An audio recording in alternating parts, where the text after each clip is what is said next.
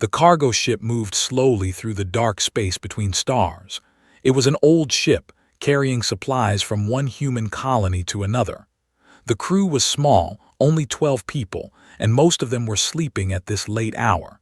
The ship's name was painted on its side in faded letters, The Wanderer. Ho sat alone in the engine room, checking the power readings on his screen. He was a young man, 26 years old, with tired eyes and oil stains on his uniform. He had been working on this ship for 3 years now. It was not an exciting life, but it was honest work. He fixed things that broke, kept the engines running, and made sure everyone stayed alive in the cold emptiness of space. His best friend walked in with 2 cups of hot coffee, was older, with a round face and a smile that never seemed to fade. He handed 1 cup to Ho and sat down beside him. "You should sleep," said. "We have nothing to do for the next 6 hours." Ho took the coffee and shook his head. "I cannot sleep. Something feels strange tonight." Laughed. "You always say that. You worry too much, my friend." Before Ho could answer, a sharp sound filled the room. It was the ship's alarm, but not the loud one that meant danger. It was the soft one that meant the sensors had found something unusual. Both men stood up quickly and walked to the main control panel. The screen showed a weak signal coming from an asteroid field nearby. It was a distress signal, the kind that ships sent when they were in serious trouble. The signal was fading, which meant whoever sent it was running out of power or running out of time. Captain Park's voice came through the speaker. She was an older woman with gray hair and sharp eyes that missed nothing. "All crew to the bridge. We have a situation." Ho and hurried through the narrow hallways of the ship. When they reached the bridge, the rest of the crew was already there. Captain Park stood in front of the main screen, studying the signal. "It is coming from inside the asteroid field," she said. "The signal is weak, but it is definitely a distress call. The language is not human." The crew exchanged worried looks. They were in neutral space, far from any government or military protection. Meeting aliens out here could mean many things. Some aliens were friendly, some were not, and some were dangerous in ways humans could not imagine. "We should ignore it," said one of the crew members. "It is not our problem." But Ho stepped forward. "If someone is dying out there, it is our problem. That is what being human means." Captain Park looked at him for a long moment. Then she nodded slowly. "The engineer is right. We will investigate, but everyone stays alert." The Wanderer changed its course and moved carefully into the asteroid field. The rocks were massive, some as big as mountains, floating silently in the darkness. Ho watched the screen as they got closer to the signal. His heart was beating fast. Finally, they found it. A small escape pod, damaged and drifting without power. It was beautiful in a strange way, made of white metal that seemed to glow faintly. This was not human technology. This was something far more advanced. "Bring it into the cargo bay," Captain Park ordered. The crew used the ship's mechanical arms to pull the pod inside. When the cargo bay doors closed and air filled the room, Ho and were the first to approach. The pod's surface was covered in strange symbols that seemed to shimmer and change when looked at directly. Ho found what looked like a door and touched it gently. The pod opened with a soft hiss, and cold air flowed out. Inside, lying on a bed of soft light, was a woman. But she was not human. Her skin was pale blue, like the sky on a winter morning. Her hair was silver and long, flowing around her like water. Her face was beautiful but different, with high cheekbones and slightly pointed ears. She wore clothes made of material that seemed to be woven from starlight itself, and she was not moving. "Is she dead?" whispered. Ho leaned closer and saw that her chest was moving very slightly. She was breathing, but barely. There was a wound on her side, dark blood soaking through her clothes. He did not know anything about alien medicine, but he knew that blood loss was dangerous for any living thing. "Get me the medical kit," he said quickly, "and towels, many towels." For the next hour, Ho worked to save her life. He cleaned her wound and stopped the bleeding using human bandages and medicine. He did not know if it would work on her body, but he had to try. He monitored her breathing and kept her warm with blankets from the ship's storage. The other crew members watched nervously. They did not know who this woman was or why she was alone in an escape pod. But they could see that Ho was fighting to keep her alive, and that was enough for now. Finally, as the second hour passed, the woman's eyes opened. They were golden, like two small suns, and filled with confusion and fear. She tried to sit up but was too weak. Her mouth opened, and strange words came out, a language that sounded like music and flowing water. "I do not understand," Ho said softly, "but you are safe now. You are safe." She looked at him, studying his face. She had never seen a human before. His brown eyes, his dark hair, his simple features. He was so different from her own people, but there was something in his eyes that she recognized. It was kindness. She pointed to herself and spoke one word slowly, making sure he could understand. Ho smiled gently. He repeated, then he pointed to himself. Ho. She tried to smile, but pain crossed her face. She was still very weak. Ho gestured for her to rest, to close her eyes and sleep. She seemed to understand. As her golden eyes closed, she whispered something in her language. Ho did not know the words, but somehow he felt their meaning. "Thank you." Captain Park walked over and put her hand on Ho's shoulder.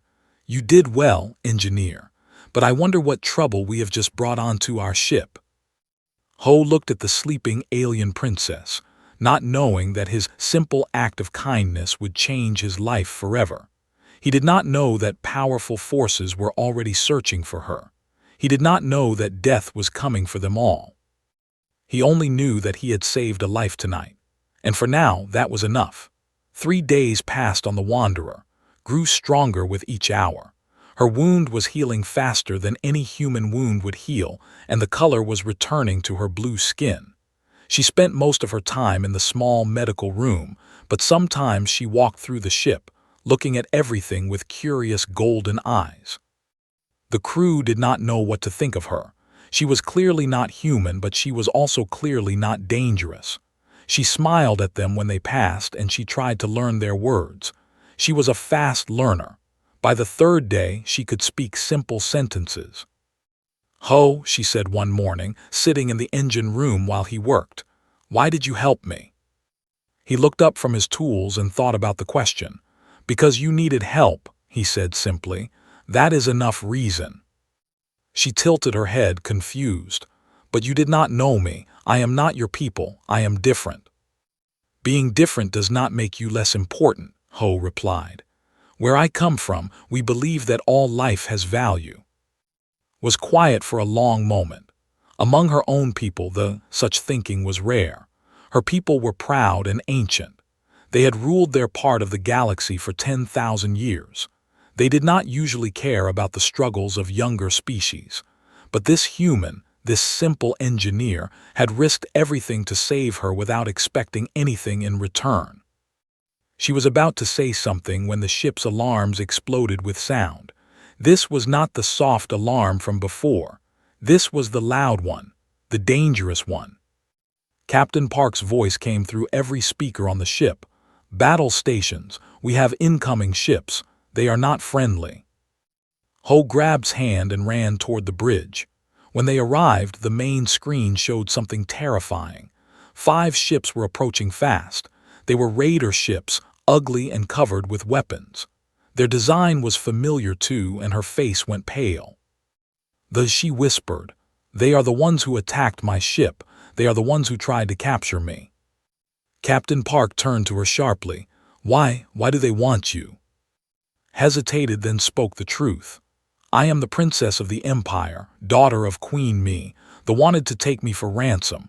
They killed everyone on my ship. I barely escaped." The bridge went silent. Everyone understood now. They had saved a princess, and now her enemies had found them. The Wanderer was just a cargo ship. It had no weapons, no shields, no way to fight. They were going to die. The raider ships were getting closer. Soon they would be in range to fire. Captain Park looked at her crew with sad eyes. She had led them for 15 years, and now she had led them to their deaths. But Ho was thinking. His mind was racing through possibilities. He looked at the screen, then at the small shuttle in the cargo bay, then back at the screen. A crazy idea formed in his head. "Captain," he said, "I have a plan." Everyone looked at him. He pointed at the shuttle. "That shuttle still has power, and it can transmit the same distress signal that the princess's escape pod was sending. If I fly it away from the ship and broadcast the signal, the raiders will follow me. They want the princess. They will think she is on the shuttle." Shook his head violently. "No, that is suicide. They will destroy you." "Maybe," Ho admitted. "But maybe I can lead them into the asteroid field. It is dangerous there. I can fly between the rocks and make them crash, at least some of them." Grabbed his arm. "You cannot do this. You will die for me. We just met. I am a stranger to you." Ho looked at her golden eyes and smiled softly. "3 days ago you were a stranger. Now you are a friend, and I protect my friends." Captain Park studied him for a long moment. Then she nodded slowly. "It might work, but Ho, if you do this, there is no coming back. We cannot help you once you are out there." "I know," he said. "Take care of her, Captain. Take her to space. Tell her people what happened here." Was crying now, not hiding his tears. He hugged Ho tightly. "You are the best man I know," he said. "Please do not die." Ho hugged him back. "I will try my best, brother." He ran to the cargo bay without looking back. If he looked back, he might lose his courage. The shuttle was old and slow, but it would have to be enough. He climbed inside, started the engines, and activated the distress signal. Then he opened the cargo bay doors and flew out into the darkness. The raider ships noticed him immediately. Their sensors detected the signal coming from his shuttle, and just as he hoped, they thought the princess was inside. All 5 ships turned away from the Wanderer and chased after him. On the bridge of the Wanderer, everyone watched the screen. They saw the small shuttle flying toward the asteroid field, followed by 5 deadly ships. They saw Ho disappear among the massive rocks. Pressed her hands against the screen as if she could reach through it to save him. "Please," she whispered, "please survive." Ho flew faster than he had ever flown before. The asteroids were huge, but he found gaps between them, narrow paths that only a small ship could fit through. The first raider ship tried to follow him and crashed into a rock. The explosion was bright and silent. 2 more ships flew in from different angles trying to trap him. He dove downward suddenly and they crashed into each other, unable to stop in time. 3 ships destroyed, but 2 remained and they were smarter than the others. They stayed back and fired their weapons at the asteroids around him, breaking them into smaller pieces, filling his path with deadly fragments. Ho tried to dodge, but a piece of rock hit his engine. The shuttle began to spin out of control. He managed to aim toward a small moon nearby. If he could land there, maybe he could survive. But the raiders fired one more time, and his shuttle exploded in a ball of fire. On the Wanderer screamed his friend's name, fell to her knees, tears flowing from her golden eyes. Captain Park lowered her head in grief. But Ho was not dead, not yet. The explosion had thrown him from the shuttle before it was completely destroyed. His body, broken and burning, fell through space toward the barren moon below. He hit the ground hard, too hard, and lay still in the gray dust. He was alive, but barely. Every bone in his body seemed broken. Blood poured from wounds he could not count. His suit was torn and the cold was seeping in. He looked up at the stars with fatting eyes and thought about all the things he would never do. Then everything went black. Far away, the Wanderer escaped into the safety of open space. The 2 remaining raider ships searched the moon but did not land. They saw the wreckage of the shuttle and assumed the princess was dead. Angry and defeated, they left the area. They never thought to look for a single human body lying in the dust. sat alone in her room, holding the blanket that Ho had wrapped around her when she was cold. She made a promise to herself. She would tell her mother everything. She would make sure the galaxy knew about the human who gave his life for a stranger. His sacrifice would not be forgotten. But in her heart, she hoped that somehow, impossibly, he was still alive. The fleet arrived like a storm of light and metal. 50 warships appeared from nowhere, their white hulls glowing with power that humans could not understand. They were the most advanced ships in the known galaxy, each one capable of destroying a planet. And at the center of them all was the royal flagship, a massive vessel that looked more like a flying palace than a machine of war. Queen Mi stood on the command bridge of her flagship, her hands clasped behind her back. She was tall and beautiful, with skin the color of deep ocean blue and eyes like burning gold. Her silver hair was arranged in a complex pattern that showed her royal status. She had ruled the empire for over 300 years, and in all that time, she had never felt fear like this. Her daughter was missing, her only child, the heir to everything she had built. "My queen," said the ship's commander, bowing low, "we have located the Wanderer. It is a human cargo ship. They are requesting permission to approach." Mi's eyes narrowed at the word human. She knew of the species, of course. They were young, barely a few thousand years into their development. They had no great technology, no ancient wisdom, no place among the powerful races of the galaxy. They were insects compared to her people. "Bring them closer," she ordered, "and prepare my guard. If they have harmed my daughter, I will burn their ship to ash." The Wanderer approached slowly, looking tiny and old next to the warships. When it stopped, a small transport pod flew from the cargo ship toward the flagship. Inside the pod was Captain Park and Princess. The moment stepped onto the flagship, she was surrounded by guards. They scanned her for injuries and threats, then parted like water when Queen Mi walked forward. Mother and daughter stood face to face. The queen said, her voice shaking slightly, "You are alive." Bowed her head in respect. "I am alive, mother, because of these humans." Mi looked at Captain Park and as if they were strange animals in a cage. These were the creatures who had saved her daughter. They looked so weak, so ordinary. She found it hard to believe. "Tell me everything," she commanded. Told the story from the beginning. She described her escape from the raiders, her time in the damaged pod, her rescue by the human crew. She spoke of Ho, the engineer who had treated her wounds with primitive medicine. She spoke of his kindness, his gentle words, his refusal to leave her side. And then she told her mother about his sacrifice.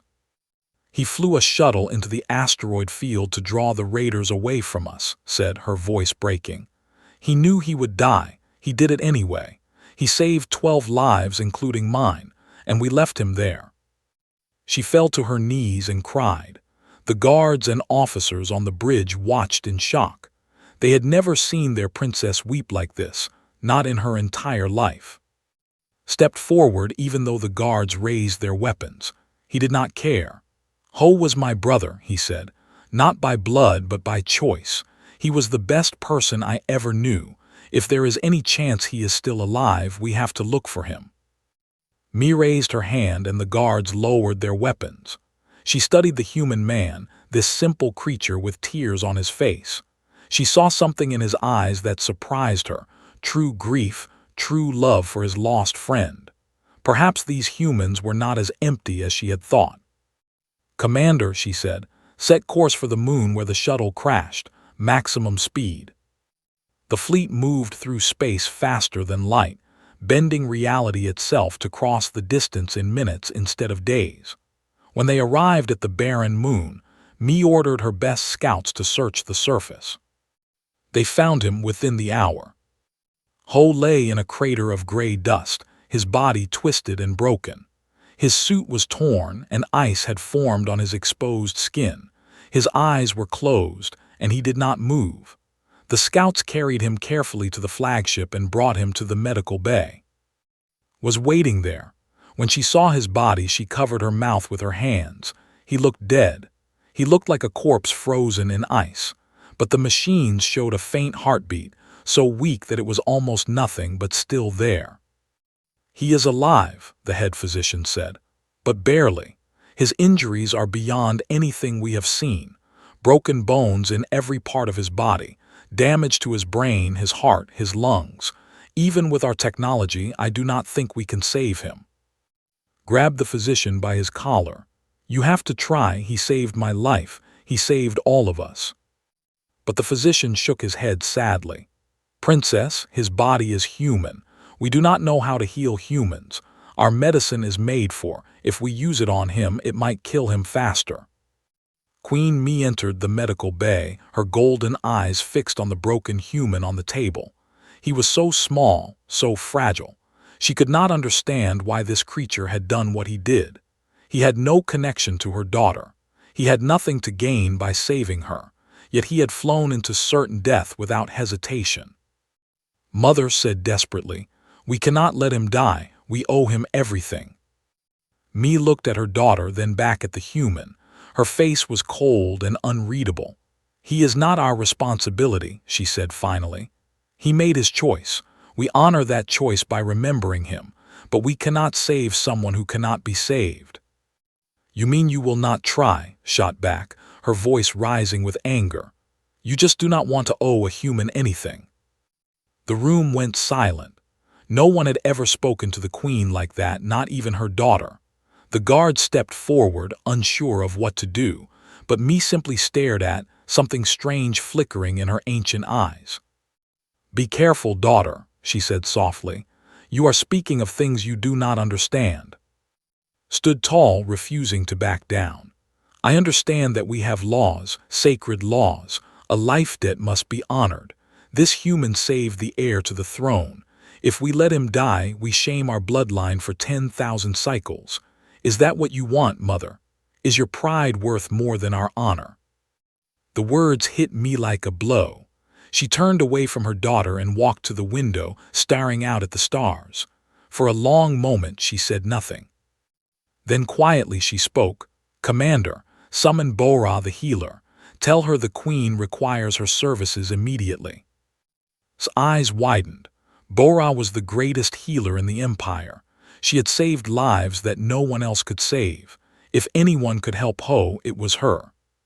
"Thank you, Mother," whispered. Mi did not turn around. "Do not thank me yet," she said. "I am not doing this for you or for the human. I am doing this because I will not have it said that the empire does not honor its debts. That is all." But as she watched the stars, she thought about the human lying broken behind her. She thought about his sacrifice, his courage, his impossible choice. And somewhere deep in her ancient heart, something stirred that she had not felt in centuries. Respect. Bora arrived on the flagship within a day. She was older than the queen, one of the few who could claim such a thing. Her skin was pale silver, and her eyes were white like moons. She walked with a simple wooden staff, and she wore plain robes instead of the fancy clothes that most nobles preferred. She had healed kings and emperors, saved entire planets from plague, and discovered secrets of life that no one else understood. When she entered the medical bay and saw the broken human on the table, she stood still for a long moment. Then she laughed. "A human," she said, shaking her head. "The queen summons me across half the galaxy to save a human. This is either the strangest joke in history or something very important is happening." Stepped forward. "Great healer, this man saved my life. He sacrificed himself to protect me from the... Please, I am begging you, save him." Bora looked at the young princess with curious eyes. Then she looked at the human more closely. She placed her hand on his chest and closed her eyes. For several minutes she said nothing, just feeling, sensing, understanding. Finally she opened her eyes. "His heart is stubborn," she said. "It refuses to stop even though his body has given up. I have never seen anything like it. This is a human thing." "Yes," said. He had been allowed to stay on the flagship at its request. "We call it willpower, the desire to live even when living seems impossible." Bora nodded slowly. "Interesting, very interesting.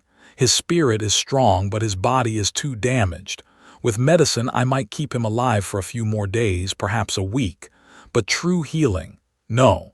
His human body will reject our treatments." "There must be something," pleaded. "You are the greatest healer alive. There must be a way." Bora was quiet for a long time. She walked around the table looking at Ho from every angle. She touched his hands, his face, the wounds on his chest. Finally, she spoke again, but her voice was hesitant. "There is one thing, but it has never been done before, and the Queen will never allow it." "Tell me," demanded. Bora sighed. "The life essence, the sacred energy that flows through it is what makes us live so long, what gives us our strength, what connects us to the universe. If we could infuse this human with life essence, his body might accept it. His cells might learn to heal themselves in new ways. He might survive."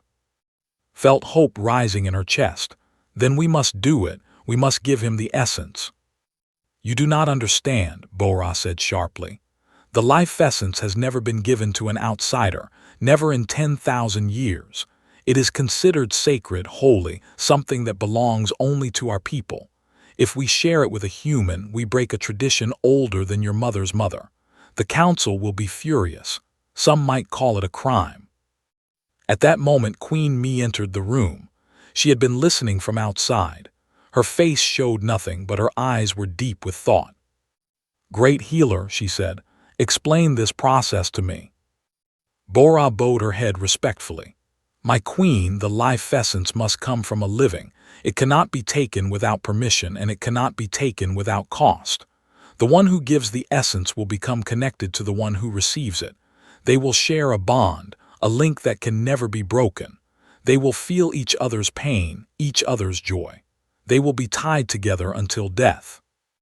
Mi's expression hardened. "You are asking me to bind one of my people to this human forever." "Not just any," Bora said carefully. "The essence must come from someone connected to the debt. In this case, the princess. She is the one he saved. She is the one who owes him her life." All eyes turned to. She stood straight and tall, showing no fear. "I will do it," she said. "I will give him my essence. If that is the price of his life, I will pay it gladly." "Daughter," Mi said, her voice cold, "do you understand what you are saying? You will be bound to this creature forever. His pain will be your pain. His death will wound you in ways you cannot imagine. And if you ever marry, if you ever take a mate, they will have to share you with this human's presence in your heart." "I understand," said, "and I do not care. He did not hesitate to give his life for me. How can I hesitate to share my essence with him?" Mi stared at her daughter for a long time. She saw something in his eyes that she recognized from long ago, from a time before she became queen, when she was young and still believed in simple things like honor and sacrifice. She had forgotten what it felt like to care so much about another being. "The council will oppose this," Mi said quietly. "They will say you have shamed us all by bonding with a lesser species." "Then let them say it," replied. "I would rather be shamed and honorable than proud and disgraceful." The room was silent. Bora watched with wide eyes, impressed by the princess's courage, wiped tears from his face, grateful beyond words.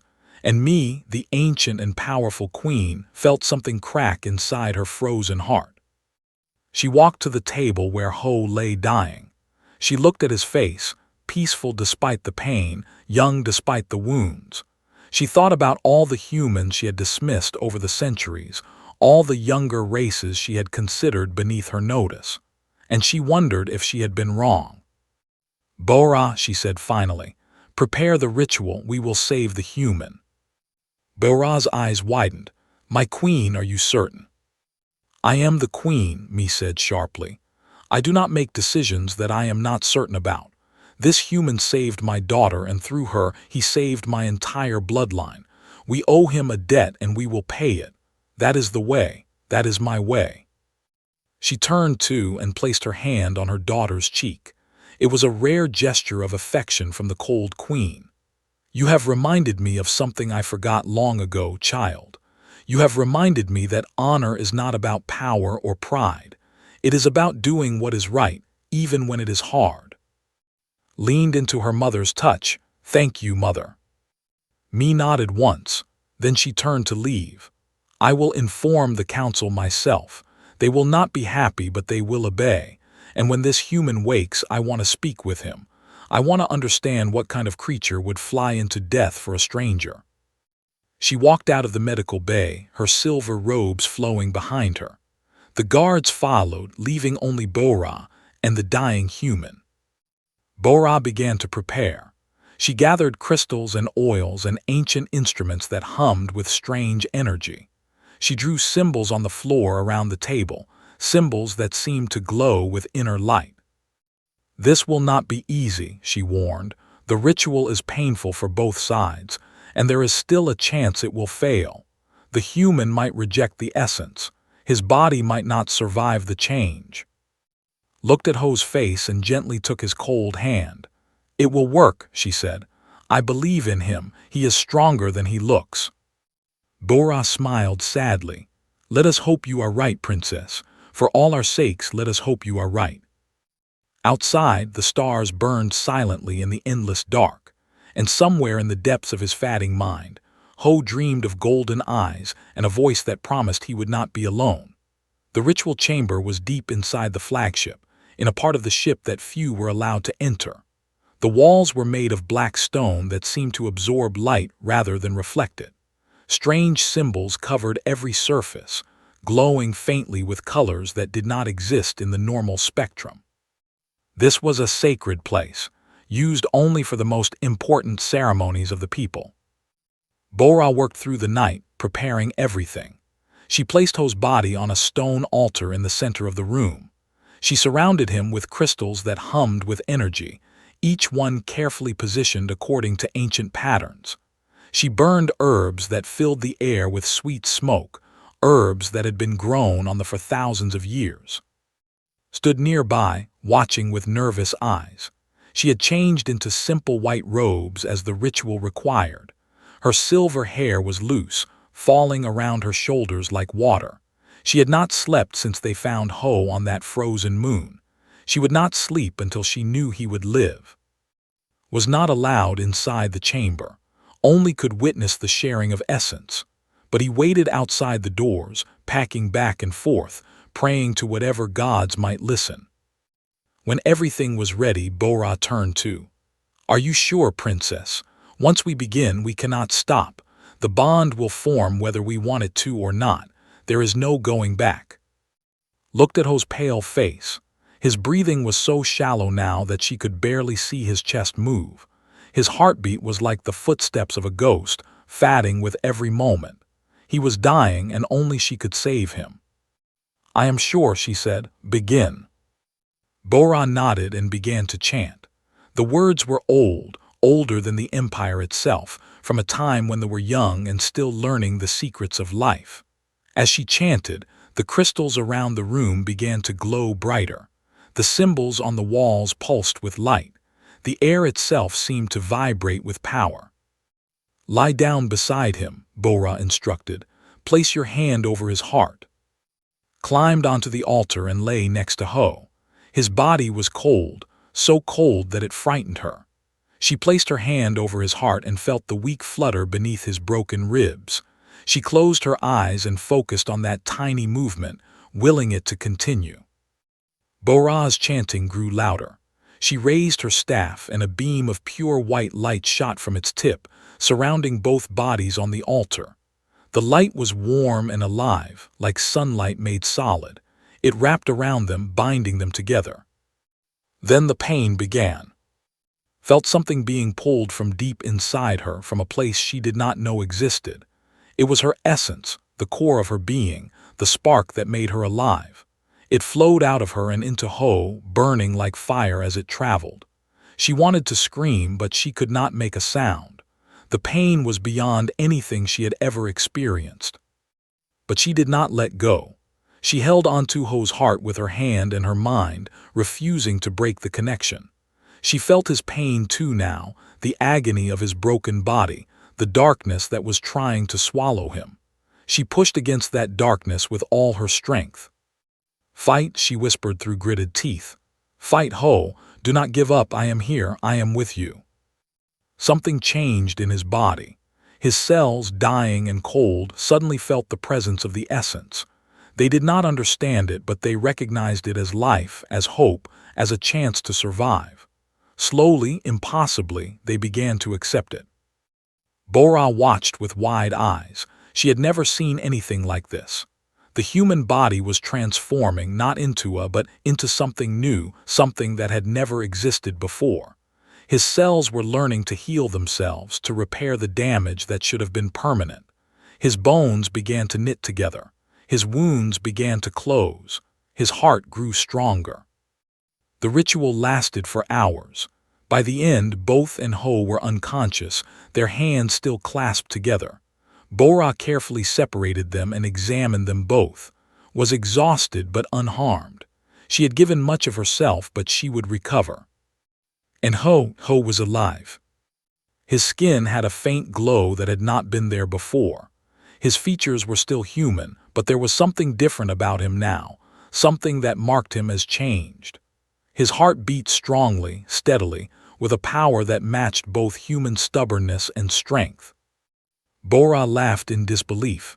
Impossible, she muttered. It actually worked, the human lives. She hurried to the door and opened it, nearly fell through, his face wild with worry. Is he alive? Did it work? Yes, Bora said, still amazed. He lives, but he is not the same as before, he never will be. Rushed to the altar and looked at his friend. Tears flowed freely down his face. Ho, he said, his voice breaking. You crazy, brave fool, you actually survived. Outside the chamber, Queen Mi received the news. Her face showed no emotion, but those who knew her well could see the slight relaxation in her shoulders, the tiny softening around her eyes. She had gambled greatly by allowing this ritual. Now the gamble had paid off. But there would be consequences. Word of what happened would spread through the empire. Some would praise the queen for honoring the life debt. Others would curse her for sharing sacred essence with an outsider. The political situation would become complicated. She did not care. For the first time in centuries, she had done something that felt truly right. She had honored a debt. She had saved a life. She had proven that the way was not about pride but about justice. In the ritual chamber, slowly opened her golden eyes. She felt different, like a part of her was now outside her body, connected to another soul. She turned her head and saw Ho sleeping peacefully beside her. Through their new bond, she could feel his dreams, vague images of stars and ships and a woman with golden eyes who had saved him from the dark. She smiled and closed her eyes again. Rest now, she whispered. When you wake, everything will be different, but I will be here. I will always be here. Days passed. Ho remained unconscious as his body continued to heal and change.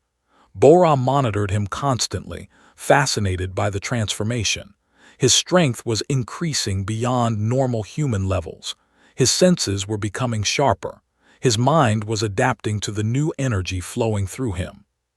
He will be remarkable when he wakes, Bora told the queen. Not fully human, but something in between, something new. Mi nodded thoughtfully. And the bond with my daughter. Strong, Bora said. Perhaps the strongest I have ever seen. They are connected at the deepest level. They will feel each other's presence for the rest of their lives. The queen considered this for a long moment. Her daughter, bound forever to a human. It was not what she had planned for his future. But as she watched her daughter sit beside Ho, holding his hand, speaking softly to him even though he could not hear, she realized that plans could change. Perhaps this was not a disaster. Perhaps it was a beginning.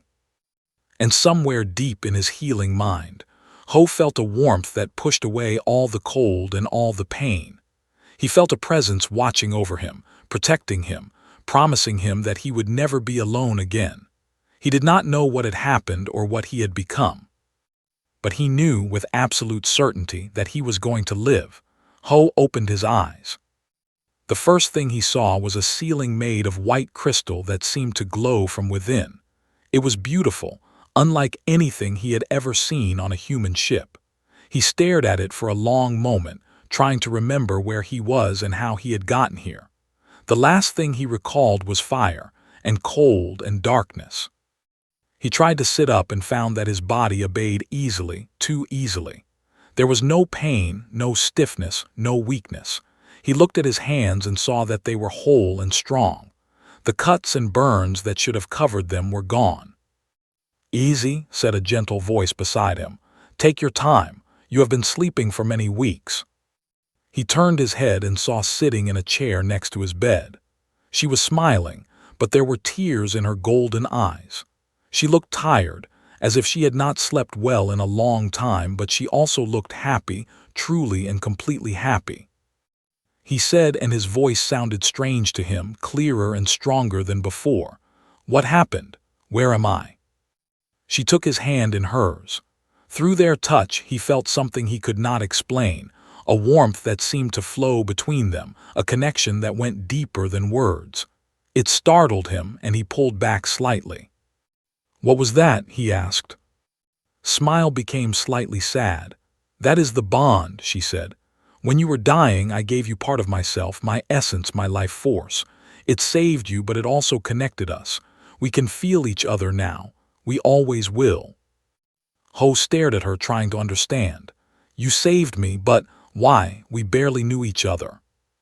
"You flew into death to save me," she replied simply. "Did you need to know me well before you did that?" He had no answer for that question. He looked around the room, taking in the strange and beautiful architecture, the soft light, the feeling of peace that filled the air. "This is your ship." "This is my mother's flagship," said. "We are traveling to the... My mother wants to meet you properly now that you are awake." "Your mother," Ho repeated, "the Queen." "Yes, she is. Curious about you. You are the first human to ever receive essence. You are the first human to ever be bonded to one of our people. You are unique, Ho, perhaps the most unique person in the galaxy." He swung his legs over the side of the bed and stood up. His balance was perfect. His strength was incredible. He felt like he could run forever, fight forever, do anything. But he also felt different inside, changed in ways he did not fully understand. He said suddenly, "Is he here? Is he safe?" Nodded. "He is here. He has been waiting for you to wake. He will be very happy to see you." As if summoned by his name, the door opened and rushed in. He stopped when he saw Ho standing, his eyes going wide. Then he ran forward and embraced his friend tightly, almost lifting him off the ground. "You absolute fool," said, his voice thick with emotion. "You almost died. You should have died, but you are too stubborn even for death." Ho hugged him back, laughing. "You know me. I never do what I am supposed to do." They stood like that for a long moment, two friends reunited against all odds. When they finally separated, looked at Ho more carefully. "You look different, stronger. There is something in your eyes that was not there before." "I feel different," Ho admitted. "I feel like I am still me, but also like I am more than I was. It is hard to explain." A guard appeared at the door. "The Queen requests the human's presence in the throne room." Stood and took Ho's arm. "Do not be afraid," she said. "My mother seems cold, but she respects strength and courage. You have shown both." Ho walked through the corridors of the flagship, surrounded by alien technology and alien people. The they past stared at him with curiosity and sometimes suspicion. He was something they had never seen before, a human who glowed faintly with light, a creature who did not belong to any category they understood. The throne room was massive, bigger than any room Ho had ever seen. The ceiling was so high it disappeared into shadow. Columns of white stone lined the walls, carved with the history of the empire, and at the far end, on a throne made of pure crystal, sat Queen Mi. She was magnificent and terrifying. Her presence filled the room like pressure, like gravity, like the weight of centuries. Her golden eyes fixed on Ho the moment he entered, studying him, measuring him, judging him. He walked toward her steadily, not showing fear. walked beside him, her hand still on his arm. When they reached the foot of the throne, bowed deeply. Ho hesitated, then bowed as well. It seemed like the right thing to do. "Rise," me commanded. They stood. The queen descended from her throne and walked toward Ho slowly, each step deliberate and heavy with meaning. She stopped directly in front of him, close enough to touch. "I have ruled this empire for 300 years," she said. "I have seen wars and peace, rise and fall, countless species coming and going. I thought I had seen everything the universe had to offer. And then you arrived." She circled him slowly, examining him from every angle. A simple human engineer, no special training, no weapons, no power. Yet you saved my daughter when my entire fleet could not. You flew into certain death without hesitation. Tell me, human, why? Ho met her eyes without flinching. "Because it was the right thing to do," he said. "Because when I saw her in trouble, I could not just watch and do nothing. Because that is what being human means to me." Me was silent for a long moment. Then, incredibly, she smiled. It was a small smile, barely visible, but it transformed her face entirely. "I underestimated your species," she said. "I thought humans were weak because they die so quickly, because their bodies are fragile, because they have no ancient power. But I was wrong. Your strength is not in your bodies. It is in your hearts.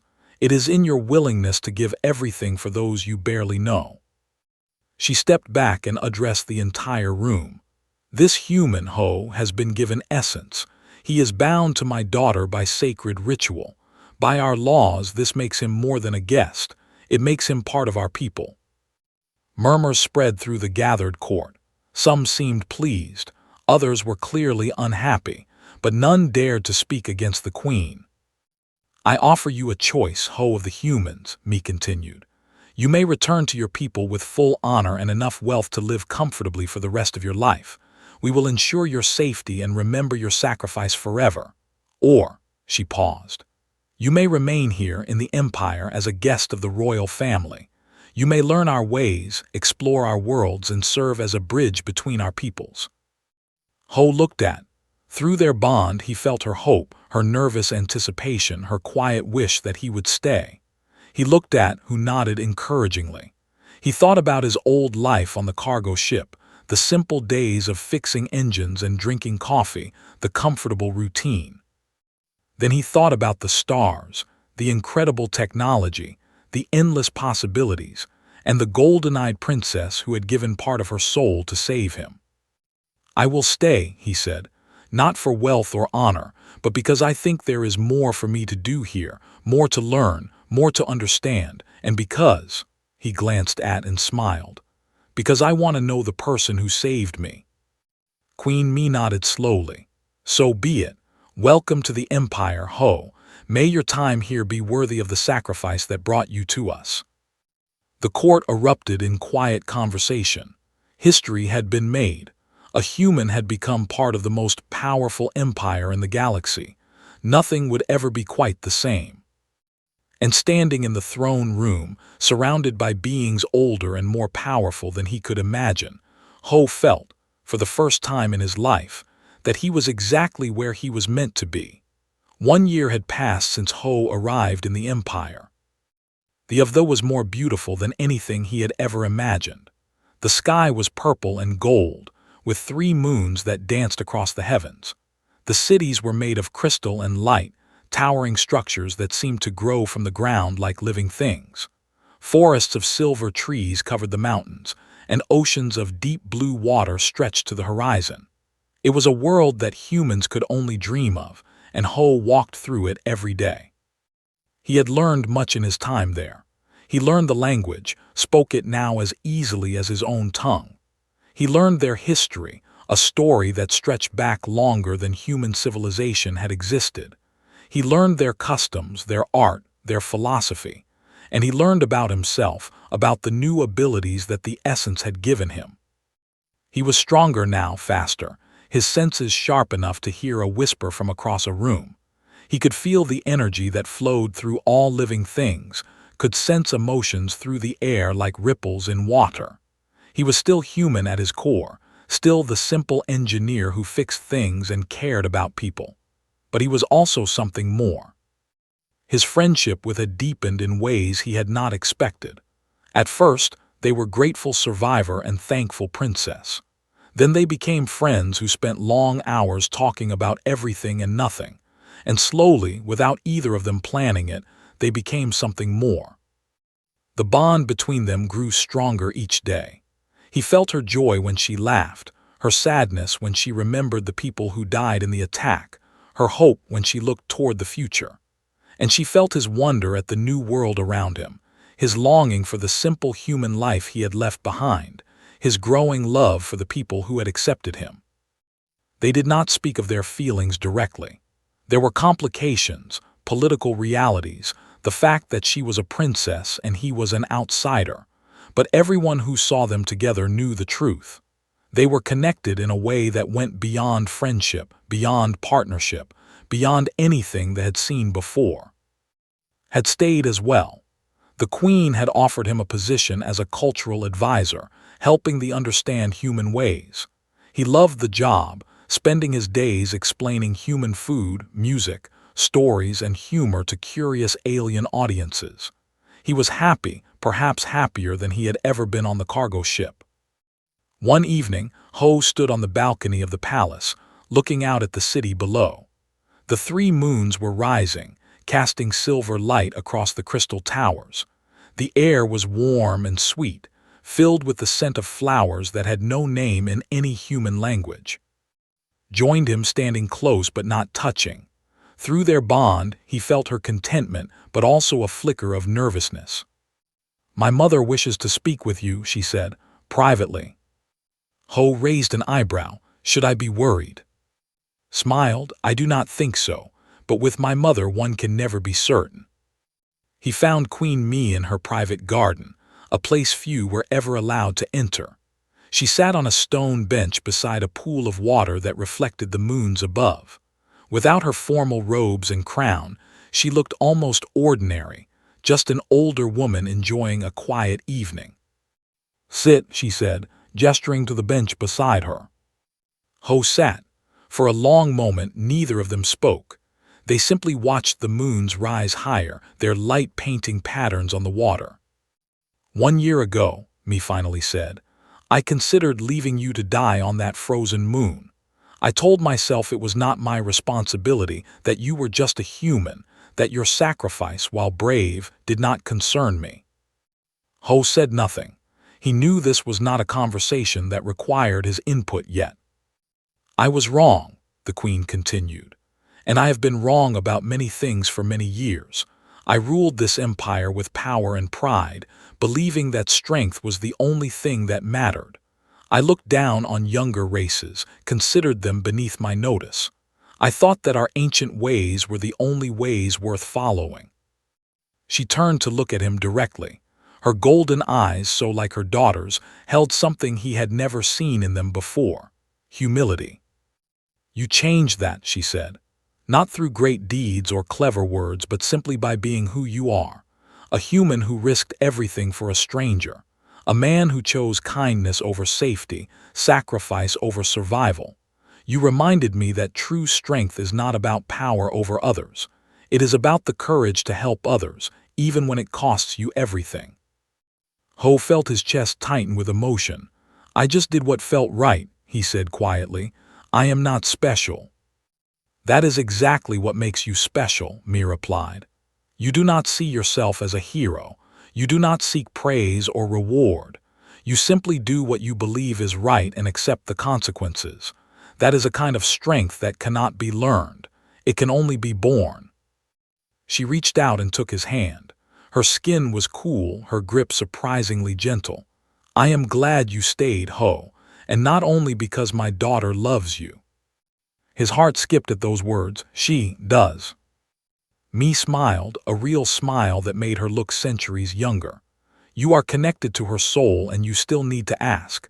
Yes, she loves you. And unless I am very much mistaken, you love her as well." He could not deny it. The feelings he had been trying to understand, the warmth he felt whenever was near, the emptiness when she was away.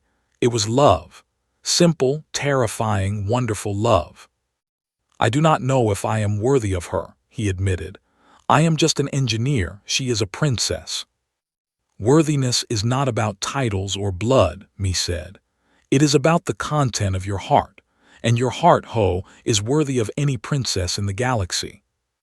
She stood and looked up at the moons. "The universe is changing. New alliances are forming. Old enemies are rising again. The Empire will need friends in the days to come, bridges to other peoples, connections that we have never had before. You could be that bridge, Ho, between humans and between the old and the new." He understood what she was asking. It was not just permission to love her daughter. It was a responsibility, a calling, a purpose larger than himself. "I will try my best," he said, for the Empire, for my own people." Me nodded, satisfied. "That is all anyone can ask. Now go, I believe my daughter is waiting for you." Ho bowed deeply and left the garden. He found on the same balcony where he had stood earlier, her silver hair blowing gently in the wind. When she saw him, her face lit up with a smile that made his heart ache. "What did she say?" asked. Instead of answering with words, Ho crossed the distance between them and took her hands in his. Through their bond, he let her feel everything: his love for her, his gratitude, his hope for the future, his fear that he might not be enough, his determination to try anyway. Tears formed in her golden eyes, but she was smiling through them. "I feel the same," she whispered. "I have felt it for so long, I was afraid to say it." "I was too," he admitted, "but I am not afraid anymore." They stood together on the balcony, hands intertwined, watching the moons rise over the crystal city. Behind them, the stars burned with ancient light, the same stars that Ho had once dreamed about from the engine room of a simple cargo ship. He had fallen from the sky, broken and dying. He had been saved by a bond that crossed all boundaries, all differences, all the distances between worlds. And now, standing beside the woman he loved, he knew that the fall had been worth it. Far away in human space, Captain Park told the story of the engineer who saved a princess, sent messages home describing the wonders of the world, and slowly, carefully, the two civilizations began to learn about each other, building connections that would change the galaxy forever. It started with one human, one act of courage, one choice to help a stranger. It ended with something far greater than anyone had imagined. It ended with hope.